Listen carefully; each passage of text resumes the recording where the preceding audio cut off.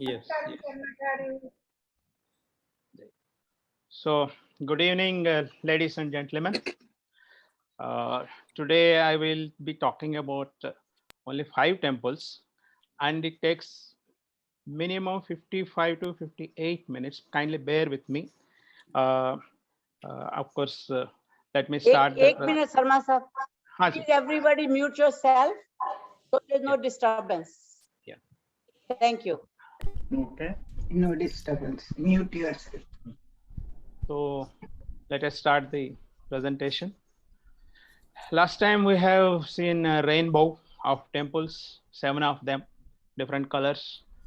You know, rainbow, if you want to see anytime, you need a prism, and prism has only 5 letters. So we this time we have selected 5 temples.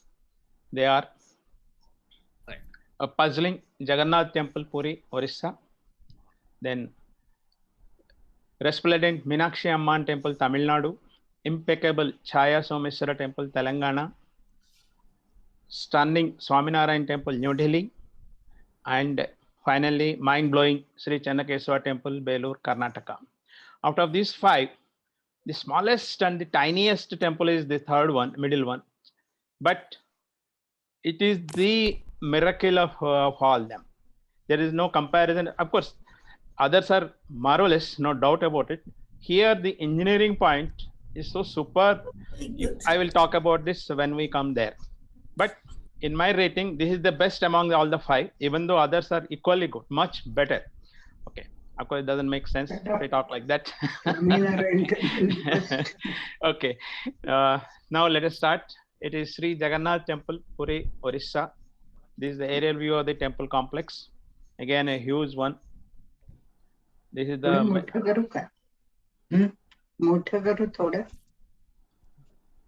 Okay. This is the main entrance, and this is the entire temple complex. I will be talking about in detail about this. Next, the location and the history. Jagannath Temple is around 65 kilometers from Bhubaneswar, the state capital. It is well connected from Bhubaneswar by road, and of course you can reach Bhubaneswar by air or by train. The complex covers an area of 4 lakh square feet. Height is 214 feet, and it has 2 compound walls. The outer one is known as Meghananda Prasira, and the inner one as Kurma Prasira. Hindus only are allowed inside the main temple. It represents integration of all important Hindu cultures like the Vedic, the Puranic, the Tantric, the Smarta, and the Vaishnava, along with Jainism, Buddhism, and that of Aboriginal tribes, Sabara. Sabara tribes, they are actually the people who are responsible for this temple to be here. I will describe it in the subsequent slides. This temple has 4 chambers. The outermost is known as Bhog Mandir. The next one is Nat Mandir. It is for music and dance. The next one is Jagmohana, where devotees gather for worship. And the last and the interior one is the main sanctum, RDL, where the deities are placed. This reconstruction, this is very much old temple, very old temple, but it was kept on renovation and continuation. It continuously being renovated from 10th century onwards till 12th century by Anantarama Devagowda of Eastern Ganga dynasty, and of course King Ananga Bhima Deva. Then after Varanasi temple, this is the temple. Somebody is talking, please mute yourself. Please mute yourself. Please everybody mute yourself. आप सबको mute कर दीजिए, तब शर्मा जी खोल लेंगे. जी. Okay. Shall I continue? Yeah. After Varanasi temple, this is the second temple which is found. The reference of this temple is found in most of the Puranas like Matsya Purana, Vishnu Purana, Brahma Purana, Padma Purana, and Skanda Purana. See, we people say Char Dham. The actual Char Dham is, it starts from Puri, starts at Puri, then to Rameswaram in the south, then Dwaraka in the west, and Badrinath in the north. This is the original Char Dham, and it should be done in the same clockwise direction, starting from Jagannath Puri. Then Yatra to Yamunotri, Gangotri, Kedarnath, and Badrinath in Himalayas is known as Chota Char Dham. Now the mythological significance. As per Skanda Purana, King Indradumya was ruling Malwa country in the Satyug. He understood that Lord Vishnu was worshipped as Purushottama, and the idol was made of blue sapphire in Nilachal Hill region, and it is under the control of Sabara tribe king Vishwabasu. So he sends his priest Vidyapati to visit that place and take the permission and visit that place and come back, so that he will not go and see him. So Vidyapati goes there, and with very, very reluctance, the Vishwabasu,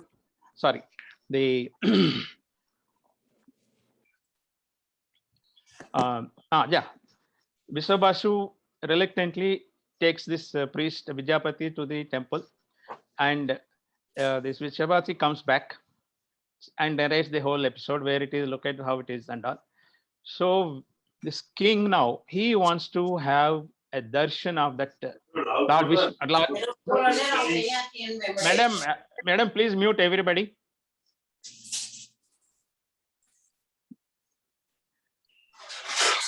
Okay. So he goes there, but he was denied permission. So what he does is he performs 1000 Ashwamedha yagas in anticipation of having darshan of Lord Vishnu.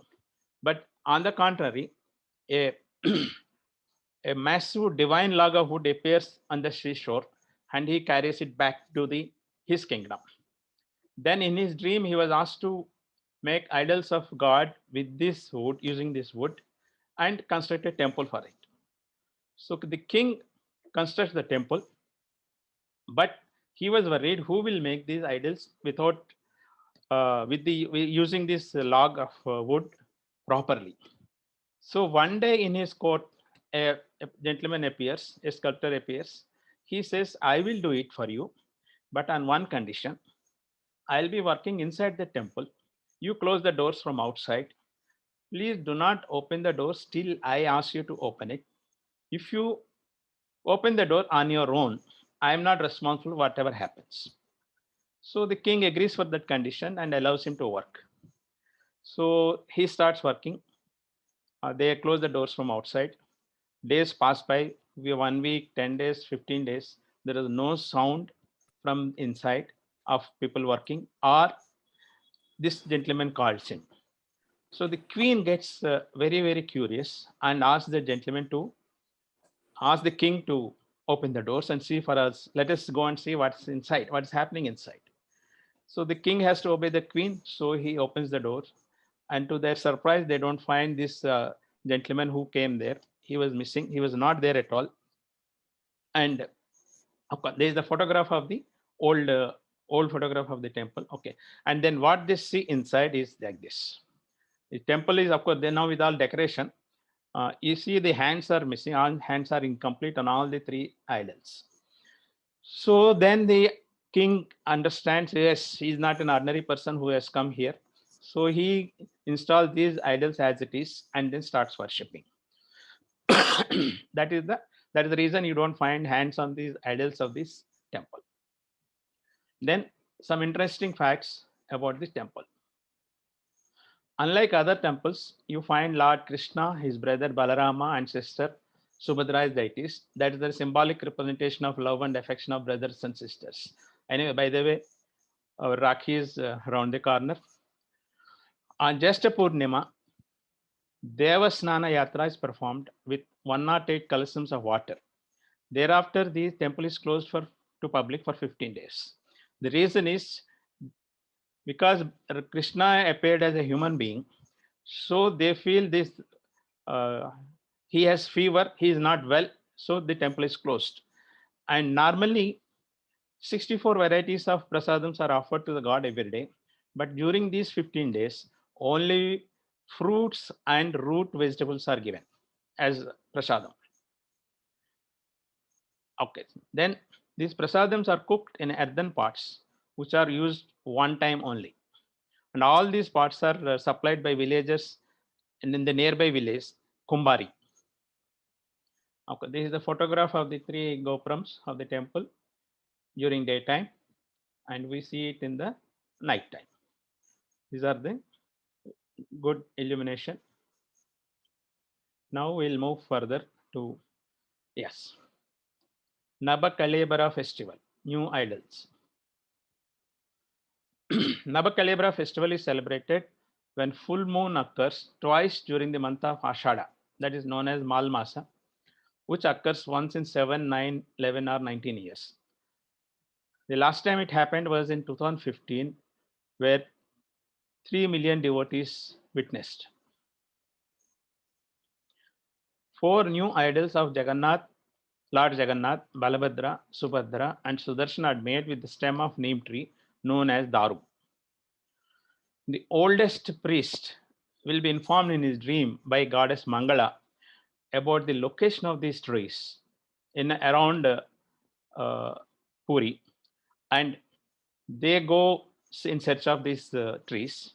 These trees have certain specifications, which tree to be used for Balarama, for Subhadra and Sudarshan and Jagannath.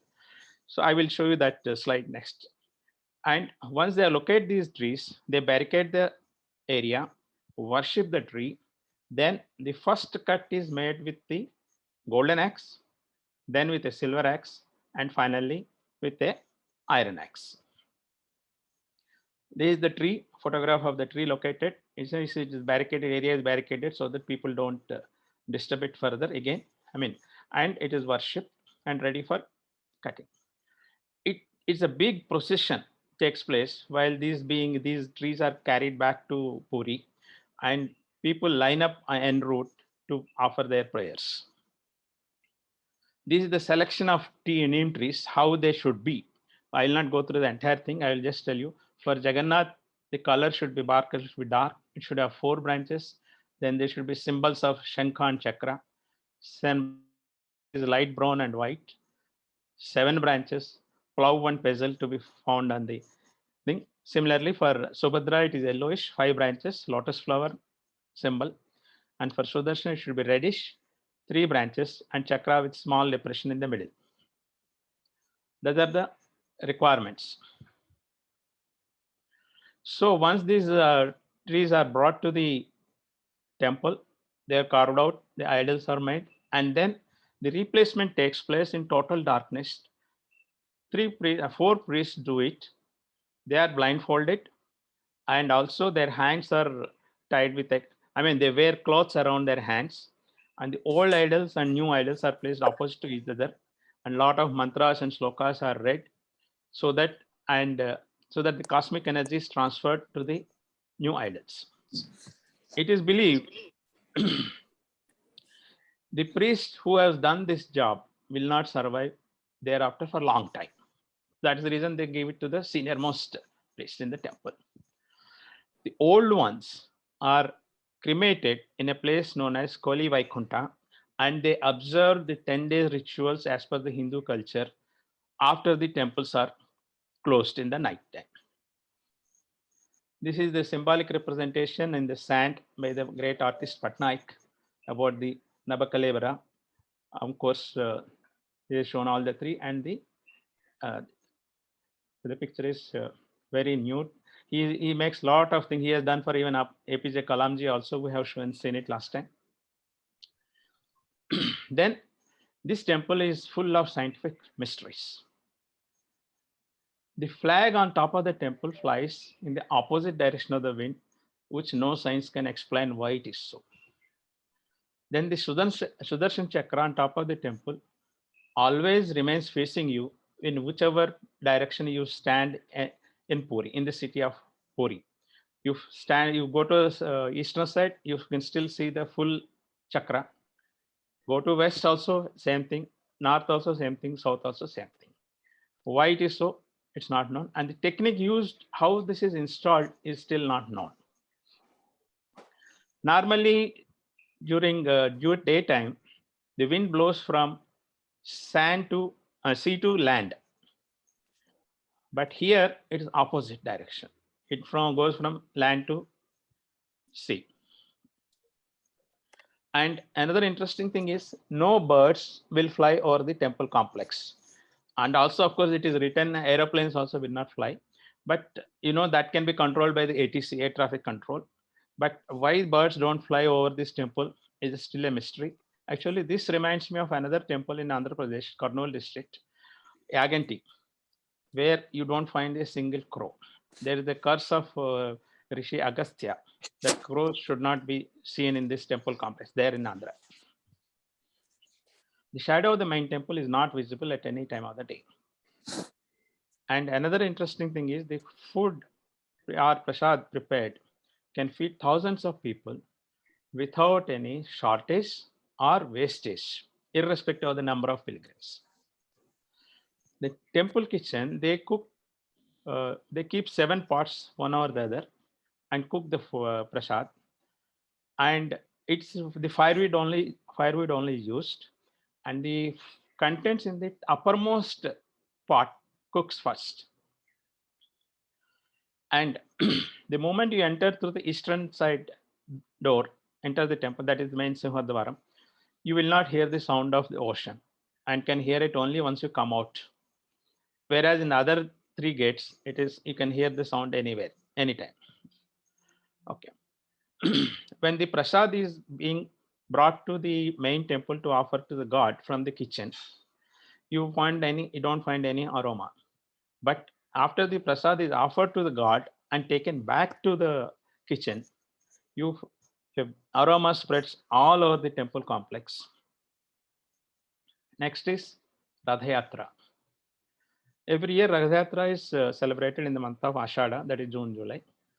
The Rath of Jagannath is known as Nandi Ghosha. It is 44 feet high with 16 wheels, decorated with red and green color cloths. The rope that pulls Radha is known as Shranka Chodanaga. And that of Balarama, it is 43 feet, it is known as Taladhvajam, 43 feet high, 14 wheels, decorated with red and yellow cloths. And the rope is known as Vasaki Naga.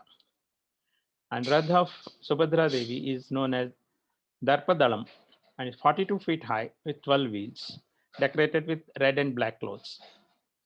Swarna Choda Naga is name of the rope. These are the 3 Rathas. You can, from the colors, you can make out. The green color, red is common. Green is the highest, tallest. Second one is the Balarama and Subhadra Devi in between. You can see there is another symbolic representation.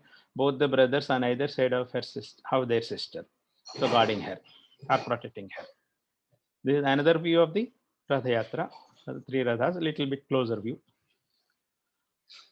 Then the ropes used are 250 feet long and 8 inches in dia. The descendant of the royal family will sweep the Rath with a golden broom, then clean it by sprinkling water mixed with sandalwood. Ratha Yatra begins with the Ratha Balabhadra leaving first, followed by Subhadra, then Lord Jagannath. It continues for 3 kilometers and reach Gundicha temple. They stay there for 9 days and return back.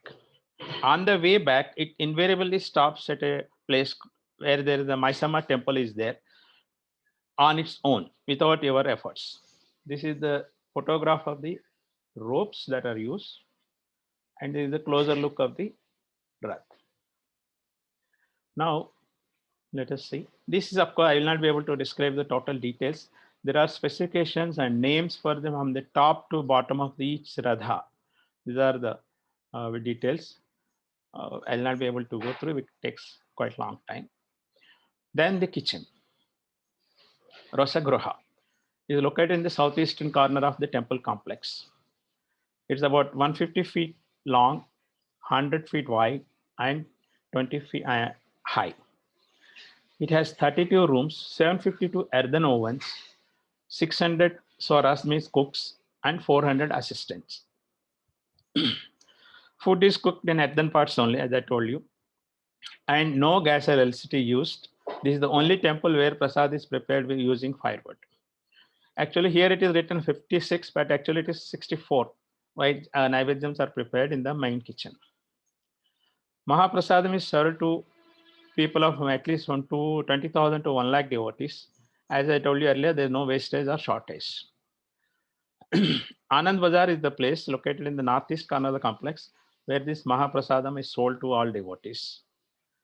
Kudwa, it's called assimilation of clay pots, 3 or 4 of them containing rice and different types of dals and vegetable, sold at 50 rupees. 8 lakhs to 10 lakhs is income from by the sale of Mahaprasadam every day. This is a view of the kitchen, external view, and this is the part of the internal view of the kitchen where you can see the earthen pots, the firewood, and the people carrying things and cooking. Now we'll move to 1 minute, something. Yeah. Oh, sorry. Yes. Now we'll move to the second temple, Sri Meenakshi Amman Temple, Madurai. Meenakshi emerged out of Yajna as a 3-year-old girl when King Pandyan King Malayadhwaja was worshipping Lord Shiva, seeking a son. But he is blessed with a girl with 3 breasts. The royal couples is disappointed, but then a divine voice says, don't worry, train this girl like a boy in all warfares and other systems as a king, as a future king. And once she meets her husband, the 3rd breast will vanish on its own. Again, something wrong. Yeah. So she becomes a ruler after her father and conquered many kingdoms, including Indralok. When she met Lord Shiva, as per the words of the divine voice, the 3rd breast disappeared and she marries him.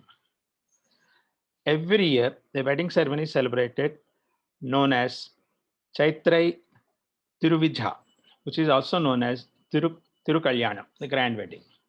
This is the statue inside the temple complex where Lord Vishnu is offering marriage Meenakshi Amman to Sundaresan, Lord Shiva. He is known as Sundaresan in Madurai. And you see the beauty of these sculptures, minute details.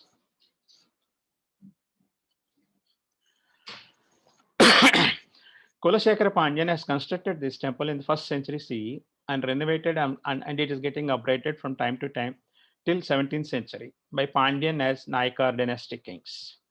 The temple is on the left bank of river Vaigai. It's spread over an area of 14 acres. Temple consists of 14 gopurams, not 4 mandapams. There are at least 10 mandapams. It's my mistake. I will show you the details in the later slide. I forgot to correct this. The oldest gopuram is on the east side, built during 1216 to 1238. And the tallest gopuram on the south is 55 meter high. These are the view of the 2 gopurams and with this pond, sacred pond in between. And these are the carvings on the gopurams. See the detailing again. All the different types of deities and stories from different Puranas are carved out there. Then we'll move to, of course, same thing. A mandala pattern, this is construction part of it. A mandala pattern is followed in the construction. Mandala means is the sacred shape of intersection of a square and circle. The square represents Mother Earth.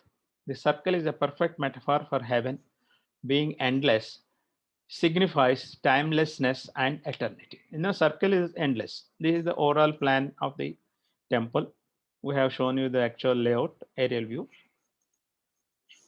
Then each column and wall inside the temple have carvings of deities and names with minutest possible details. This is the view of one of the gopurams. Then there are different types of mantapams, as I told you. The main mantapams are Nayaka Mantapam is 100 pillar one, Unjal Mantapam 6 pillars, Kambathadi Mantapam, Astashakti Mantapam, Kilukundu Mantapam, Kilikundu Mantapam, Kambatadi Mantapam, Vera Vasanta Mantapam, Pudu Mantapam, and Golu Mantapam. Apart from that, there is a 1,000 pillar Mantapam also. Astashakti Mantapam or Astalashmi Mantapam, both are same. This is the view of the Pudu Mantapam, and this is the ceiling of the Astalashmi Mantapam. This is the paintings, beautiful paintings. Then we'll move further. It has a total 6,825 pillars. A 985 pillar hall, which is known as 1,000 pillar mandapam, has musical pillars. These pillars are so arranged that from whatever angle you look, they appear to be in rows and in straight line. Meenakshi temples follows laws of acoustics. All pillars have sharp, non-filleted edges, which are good diffusers of sound. Actually, earlier I written some more technical details. I skipped it.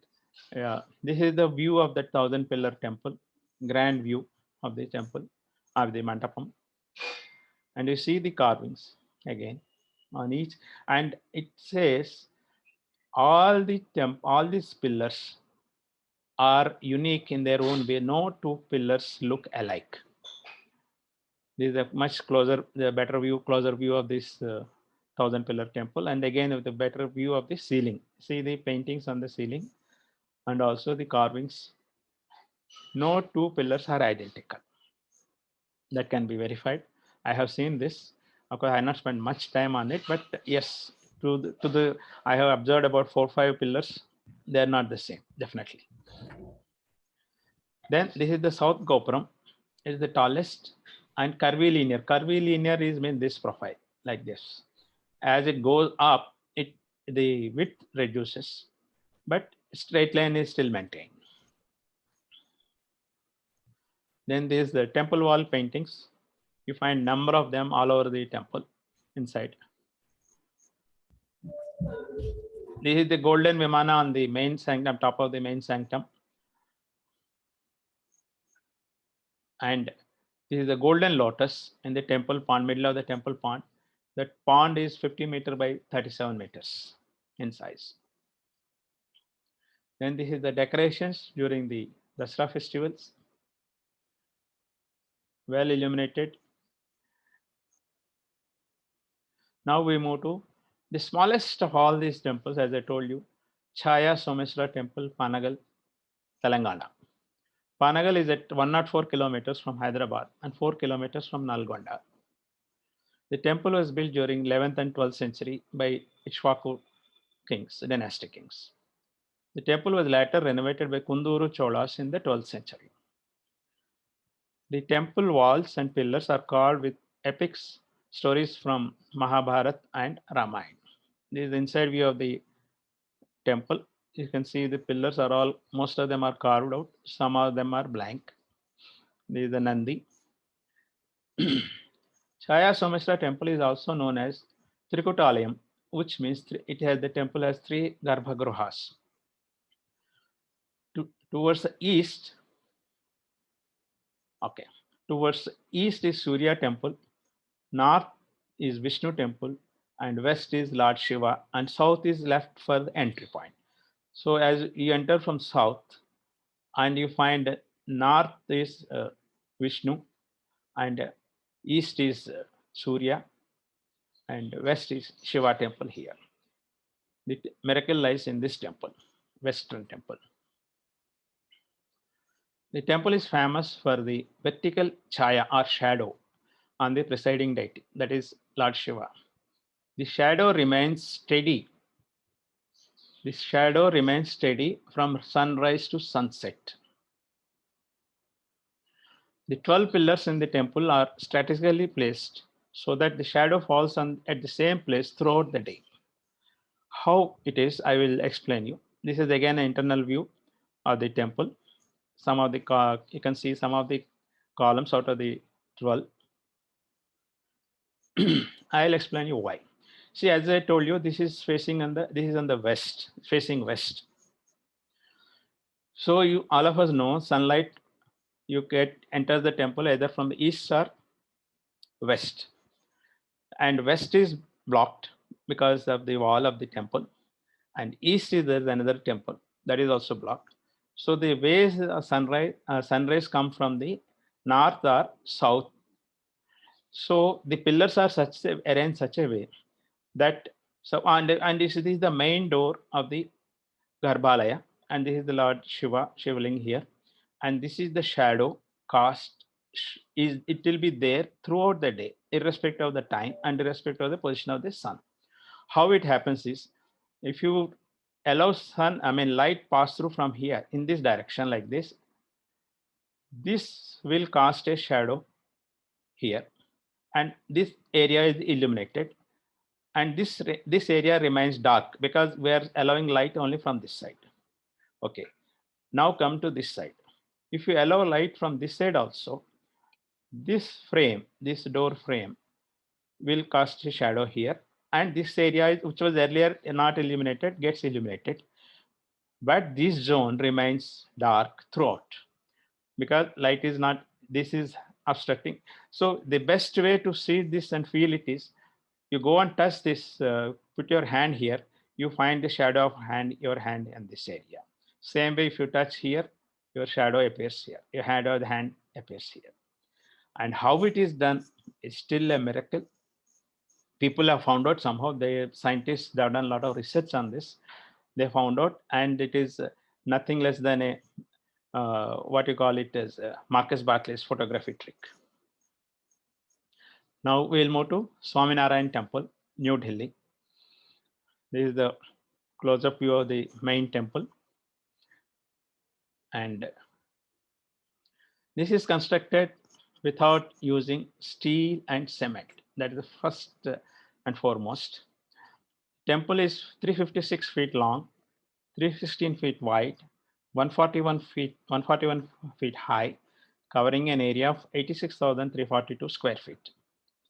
The complex consists of Akshardham Mandir, that's the main mandir, Sahajanand Darshan, that is Hall of Values, Nilakant Darshan, that is theater, then Sanskriti Vihar, a boat ride, Musical Fountain, Garden of India, then Yogi Hriday Kamal, a lotus-shaped garden, then Narayan Sarovar, Arsh Center, and Premvati Ahar Group food court.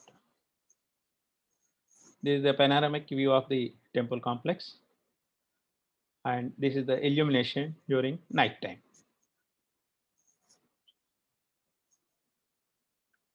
Then some facts and figures about this temple. It is opened on 6th November 2005, constructed by Bochasanvasi Sri Akshar Purushottam Swaminarayan Samstha, that is in short known as BAPS.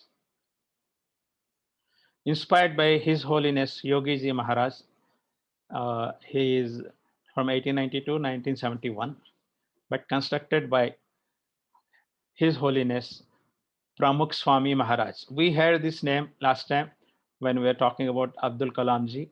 Abdul Kalam Ji is a follower of this His Holiness Pramukh Swami Maharaj. More than 30 crore volunteer hours were spent in making this complex. Over 8,000 volunteers from all over the world participated. Mandir built from intricately carved sandstone and marble, no cement and steel, as I told you earlier. And it has exhibitions on Hinduism, including Bhagavan Swaminarayan's life and teachings such as prayer, compassion, and non-violence. Then these are the two entry doors. This one is known as Bhakti Dwar. Then the second one is, this one is known as Mayur Dwar. Actually, peacocks are carved out on these walls. You cannot see them close because unless you could look a close look up, it's not possible.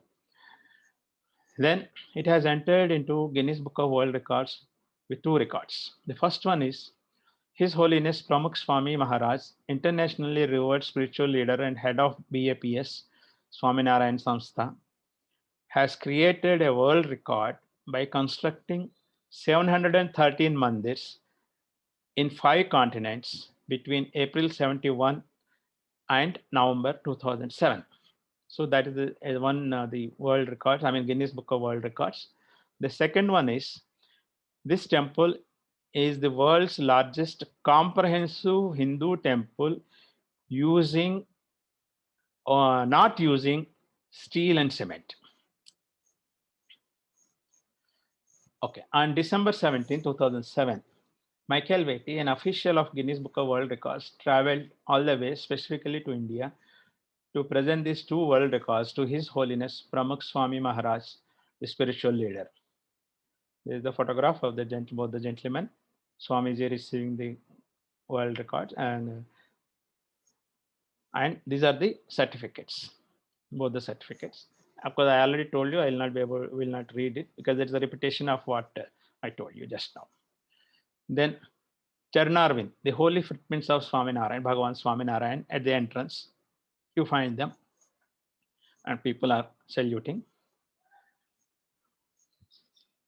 Then this is Narayan Sarovar, wherein holy water from 151 rivers and lakes are used here.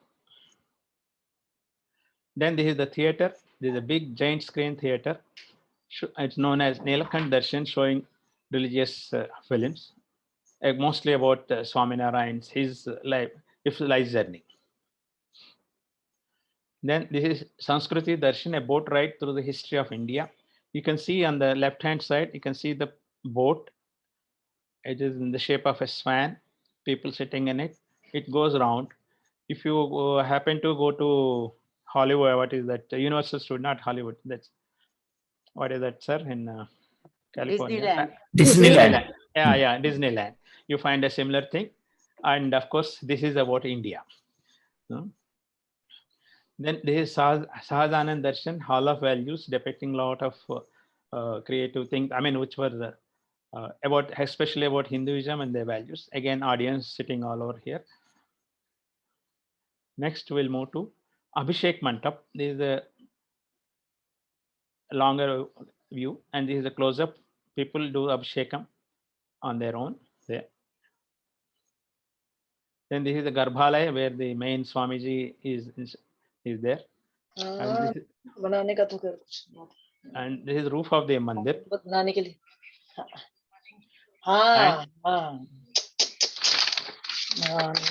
There is the roof. Again, Swaminarayan, it is the main roof inside above the Swaminarayan's statues. You see the decoration and the interior carvings. Madam Savitri ji, will you please mute yourself? Savitri ji, will you please mute yourself? Then we'll move. Sorry. We'll move. Next is another building, Gajendra Pit, where you find the horses, I mean elephants carved out right around the periphery. They appear as if they're carrying the load of the entire temple complex. This Hogi Hriday Kamal, lotus-shaped garden.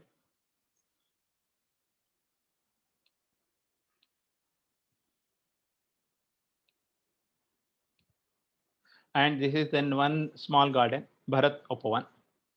Now we'll come to the, and then there's a laser show during night time, maybe around 7 o'clock or 8 o'clock, where people sit around in these areas, all around.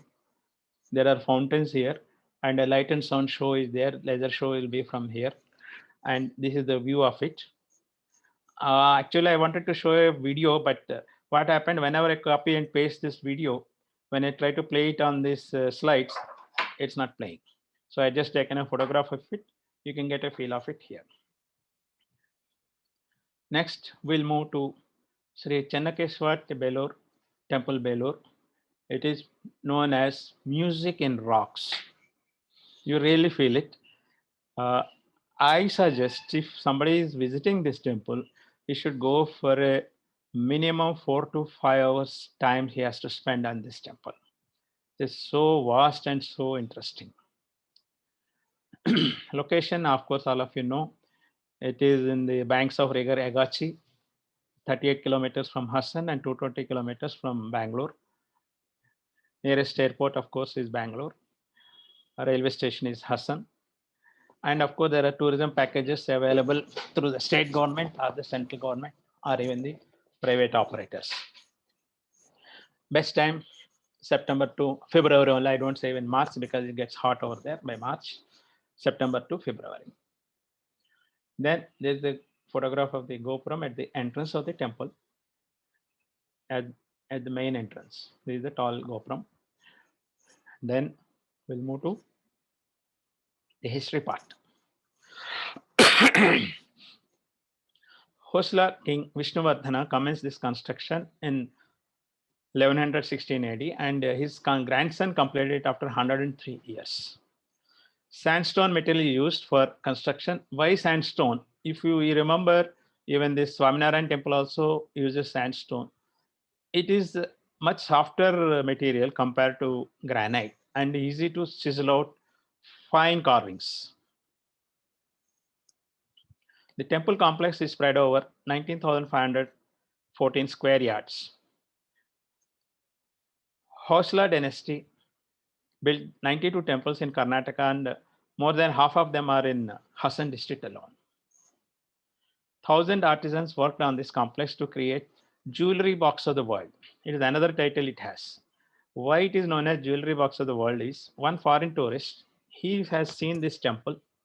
He was spellbound by the sculptures of ladies wearing different type of ornaments, right on their head, neck, shoulder, ankles, everywhere. And he says there are more than 1,000 statues of women wearing different types of ornaments which are not repeated. So he says it is nothing but, this place is nothing but jewelry box of the world, and is true and is correct also. This temple was built to commemorate an important victory, military victory by King Vishnuvardhan over Cholas. Then Hosla's emblem. This is an interesting story behind this. One young prince by name Sala is with a Gurukul along with his guru. His guru is teaching this young prince along with other students. Suddenly a tiger comes there into the ashram or whatever. There are two versions. One version says that it has entered the ashram. Second version is these people are walking in a forest along with this guru is walking along the forest. So we'll forget that part. But fact is, the tiger attacked the guru, was about to attack the guru. Seeing the tiger, all the students vanished, run away, except this Sala. Then this guru shouts, "Hoi Sala." There are again two versions. Is it Hoi or Poi? Somebody from Karnataka should correct me. That meaning is, I understand it means fight. Hoi Sala. That means it has ultimately over a period of time, it has become Hosla, and that has become their emblem. Their dynasty is being known as Hosla dynasty from that time onwards. So this is their emblem, a young person killing attacking or fighting with a tiger. So this is again lighting of the temple during night time. Of course, this is the main sanctum entrance. Actually, this should slide come later, but anyway, these are the two Dwarapalakas, Jaya and Vijay. All of you know the story about all these people. And this is the statue of Mohini, Vishnu, avatar of Vishnu, inside the main temple. We'll come to these details little later. This is the temple complex layout. The main temple is in the middle. Channakeswar temple is in the middle of the then, and this on the south is Kappe Channakeswar. Sorry, Chennai Garaya, Channagaraya. I will tell you more details about this Channagaraya temple in the end. Then to the west is Veeranarayan temple. Then towards the southwest is Haumakhi temple. It is somewhere here. Then that is Goddess Lakshmi. The northwest is Andal. Andal temple is here. And the northwest corner is Granary. It is on the other side, Granary. And the northeast corner is the holy tank. It is believed And it's not only belief, it is told that whatever water is used for abhishekams in all these temples drains out into this tank through underground system. Then of course this is the Kalyana Mandapam on the southeast corner. This is the overall layout of the temple complex. We'll go step by step. You see these outer walls of the main temple. You find a band of okay, this is a unique star-shaped structure set on a raised platform called Jagati. This is at the bottom of the Jagati, I mean the starting point of the Jagati, where you find, okay, sorry. The temple consists of Garbhalaya and Sukansi vestibule and Navagraha Mantapa. And in the outer walls, the bottom band is the band of elephants. I understand there are about 650 elephants on all around the circumference. And again, no two elephants are identical. No two elephants are identical. Then above this, there's a blank band of scroll. And on top of it, there's a cornice band. Again, like that, there are different bands of depicting different sculptures. We'll see the close-up view of that. You see these elephants, close-up view of the elephants and different structures. You see, if you see the height of this, it will not be more than 1.5 foot or maximum 2 feet. And you see the interior, the carvings and the detailing. Next, we'll move to this Navarang Mantapa. There are 3 gateways on the east, north, and south. The temple is built in a, as I told you, this is the thing. The entrance on the east is decorated with a Makara Torana. I'll show you the photograph of that. Then 10 perforated stone windows and screens to the north side and 10 to the south side of the temple. They are carved out again Puranas on the Purana scenes from the Puranas on this, some of them, and some of them have geometric floral designs. This is the Makara Torana. Again, beauty is in the carvings. These are the panels. As I told you, these are left, there are only floral decorations. Here there are stories from the Puranas. The large Navaram Mandapa is adorned with highly polished and richly sculptured 48 pillars and ceilings. The pillars are different designs and styles. Again, no two pillars are alike. Out of these pillars, 4 pillars at the center are the most important. The 4 central pillars are crowned by 4 bracketed figures at the top corner. See, these are the 4 pillars inside after the 48. And these are the carvings. She is known as Shantala Devi, the queen of the kingdom. She is a great dancer, and her dance poses in different forms are all over there in the temple.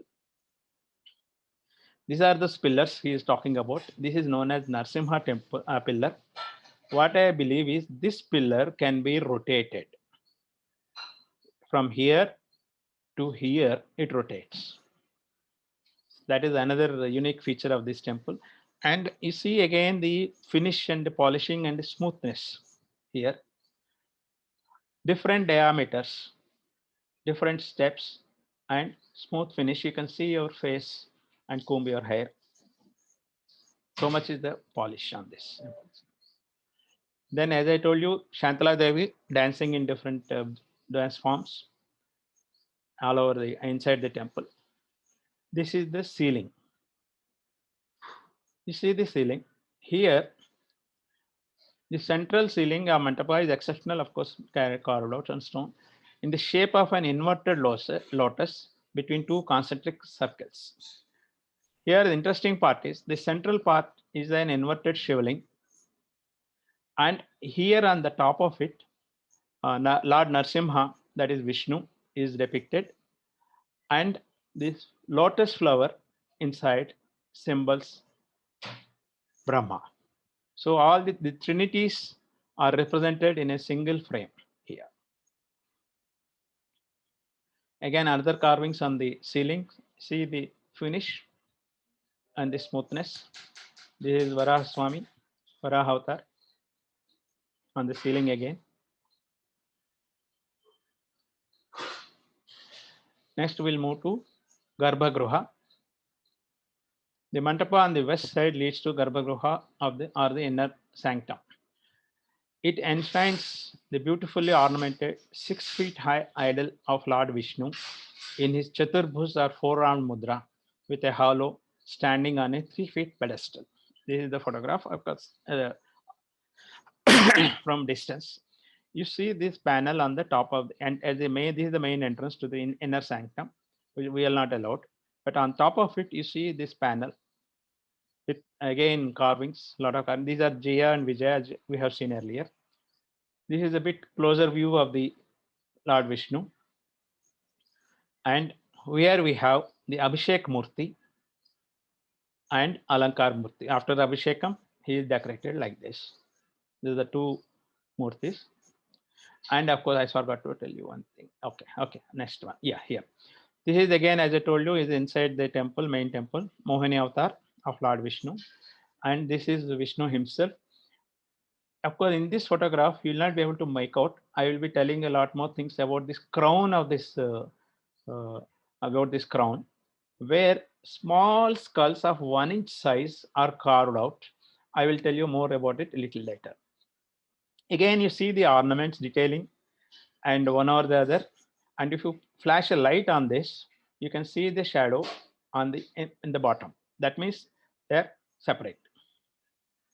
Again, this is the carvings on the roof at the main entrance, closer view. Now, there are so many miniature temples all over the complex. These are the miniature temples. 1, 2, 3, 4, you can see here. All around you find more. And this is the close-up view with the Lord Vishnu carved out here in the main sanctum. Then there are 38 Madanikas kept on all the corners of the main temple between the roof and the ceiling, and the outer wall and the cantilever portion of the, or you can call it as lintel in our civil engineering language. So they are placed all over the temple complex, different poses of the ladies. And she is here on the right side. She is talking to a parrot on her hand. This is what that foreign tourist told. You see the ornaments detailing. So he is mesmerized by that. Not only he, all of us get mesmerized. And there are 38 outside and 4 inside. This is again on the outer walls, Narsimha Avatar here on the left-hand side photograph. And a close-up view. Again, the credit goes to the detailing part of minute details are shown, including the laces, the ornaments he has worn, and even the instantines of the, who is that? The Demon King. Then this is again another statue of Shiva and Parvati. On the right side is sculpture of Varaha. And this interesting part is, this is, I'll go back here. This is the one side. You can see something here, but is not visible here in this photograph. Here it is. It is at the corner of 2 walls. A single frame is made at 90 degrees with 2 different poses of Vamana here on the left side. On the right side, it is Varaha Avatar again. It is at the junction of 2 walls. Here again, a wall scene with elephants. This is the footprints of Lord Vishnu on the north side of the temple. Of course, this is about our feet only, not Lord's. This all different. This I got it from our WhatsApp group. Thanks to ICC seniors. This describes what are our foot, bottom parts of the foot leads to. It connected with. You see, it connected with all organs of our body. I will not read the details. All of you have already seen this. Then on the outer, in the main compound, you have a 42-meter high Depasthvam without foundation. This is this one. And here you see the bottom part of it. There's no foundation. And you can see through. You can put a kerchief, it comes out partly. That is the reason people are viewing how much is the gap, how much it is rested. It is rested on a very small area, but still stands tall. This is the Dhwajastambh of temple. Here you find Garuda, Swami Garuda. I'll show you for close-up view of that. This is an aerial view of the temple, and this Dhwajastambh and Garuda here at the bottom of this Dhwajastambh.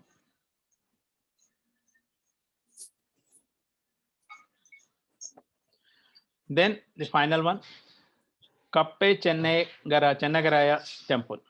What happened is, one artist, a sculptor, Jakkanna, he has the main responsibility of carving out the main idol of Lord Vishnu.